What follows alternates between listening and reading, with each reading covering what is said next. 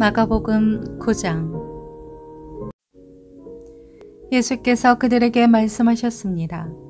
내가 너희에게 진실로 말한다. 여기 서 있는 사람 가운데 죽기 전에 하나님 나라가 능력을 떨치며 오는 것을 볼 사람이 있다. 6일 후에 예수께서 베드로, 야고보, 요한만 따로 데리고 높은 산으로 올라가셨습니다. 그런데 예수께서 그들 앞에서 모습이 변하셨습니다. 예수의 옷은 이 세상 그 누구도 더 이상 희게 할 수 없을 만큼 새하얗고 광채가 났습니다. 그리고 거기에 엘리야가 모세와 함께 그들 앞에 나타나 예수와 이야기를 나누었습니다. 베드로가 예수께 말했습니다. 주여, 우리가 여기 있는 것이 좋겠습니다. 우리가 조막 3개를 만들어 하나에는 주를, 하나에는 모세를, 하나에는 엘리야를 모시도록 하겠습니다. 모두들 몹시 두려웠기 때문에 베드로는 무슨 말을 해야 좋을지 몰라 이렇게 말했습니다. 그때 구름이 나타나 그들 위를 덮더니 구름 속에서 소리가 들려왔습니다. 이는 내 사랑하는 아들이다. 그의 말을 들으라. 그 순간 그들은 주위를 살펴보았습니다.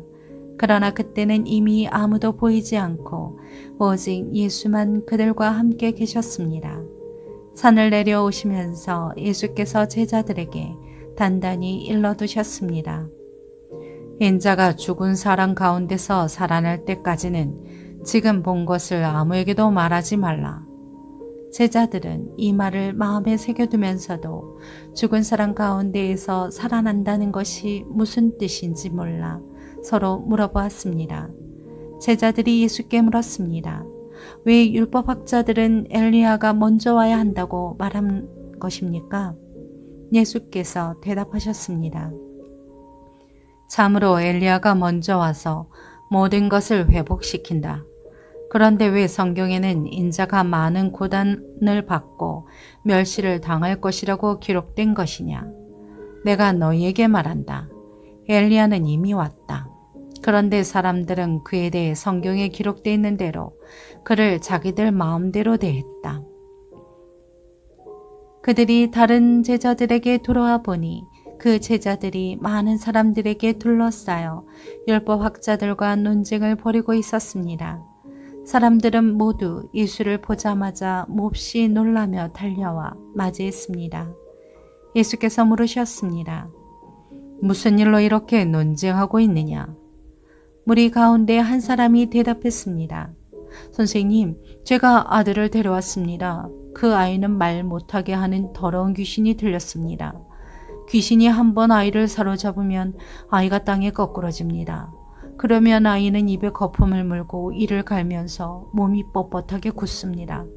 그래서 선생님의 제자들에게 귀신을 쫓아내달라고 부탁했지만 쫓아내지 못했습니다. 예수께서 말씀하셨습니다. 이 믿음 없는 세대야, 내가 언제까지 너희와 함께 있어야겠느냐? 내가 언제까지 너희에게 참아야 하겠느냐? 아이를 데려오라. 그러자 그들이 아이를 예수께 데려왔습니다.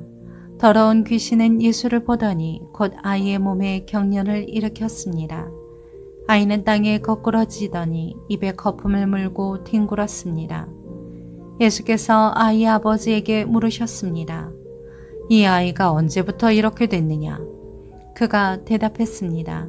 아주 어릴 때부터입니다. 귀신이 아이를 죽이려고 여러 번 불 속에 내던지고 물 속에도 빠뜨렸습니다. 그러나 선생님께서 어떻게든 하실 수 있다면 제발 우리를 불쌍히 여기시고 도와주십시오.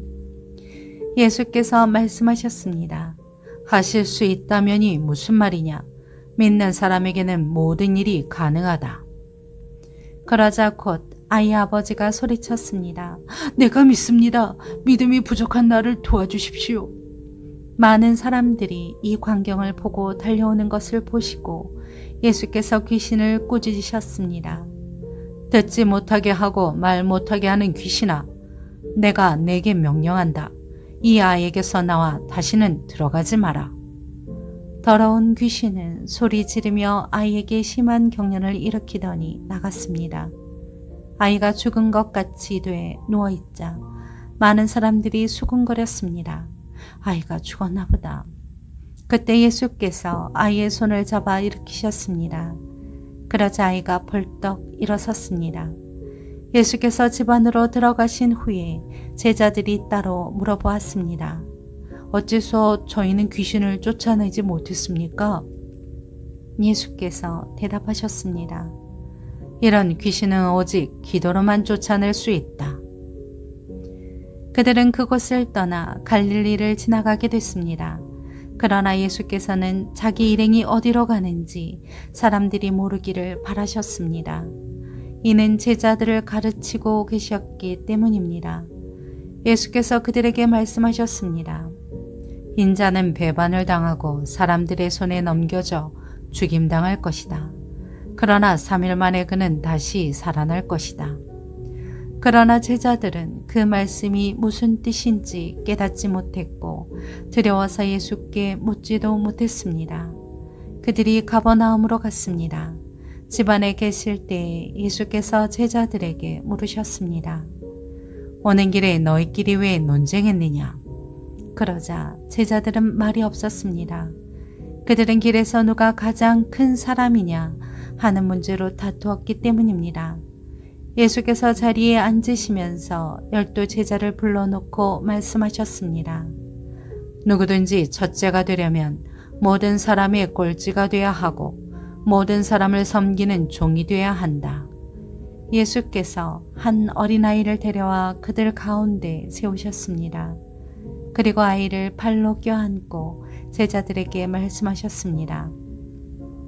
누구든지 내 이름으로 이런 어린 아이 하나를 영접하는 사람은 나를 영접하는 것이고 누구든지 나를 영접하는 사람은 나를 영접하는 것이 아니라 나를 보내신 분을 영접하는 것이다.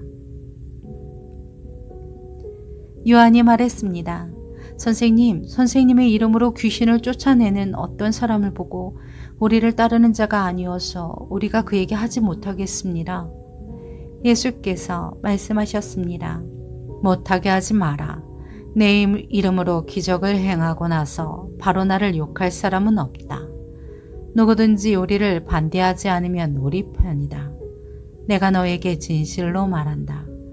너희가 그리스도의 사람인 것을 알고 너에게 물 한 잔이라도 주는 사람은 반드시 자기가 받을 상을 잃지 않을 것이다. 또 누구든지 나를 믿는 어린아이들 중 하나라도 죄짓게 하는 사람은 차라리 큰 맷돌을 목에 달고 바다에 던져지는 것이 나을 것이다. 내 손이 너를 죄짓게 하거든 잘라버려라. 두 손을 가지고 영원히 꺼지지 않는 지옥불에 떨어지느니 성하지 않은 몸이 되더라도 생명에 들어가는 것이 더 낫다. 또 내 발이 너를 죄짓게 하거든 잘라버려라. 두 발을 가지고 지옥에 떨어지느니 저는 다리로 생명에 들어가는 것이 더 낫다. 또 내 눈이 너를 죄짓게 하거든 뽑아버려라. 두 눈을 가지고 지옥에 떨어지느니 한 눈만 가지고 하나님 나라에 들어가는 것이 더 낫다. 지옥은 벌레도 죽지 않고 불도 꺼지지 않는 곳이다. 모든 사람이 소금에 절여지듯 불에 절여질 것이다. 소금은 좋은 것이다. 그러나 소금이 그 짠맛을 잃으면 어떻게 다시 짜게 되겠느냐. 그러므로 너희 가운데 소금을 간직하고 서로 화목하게 지내라.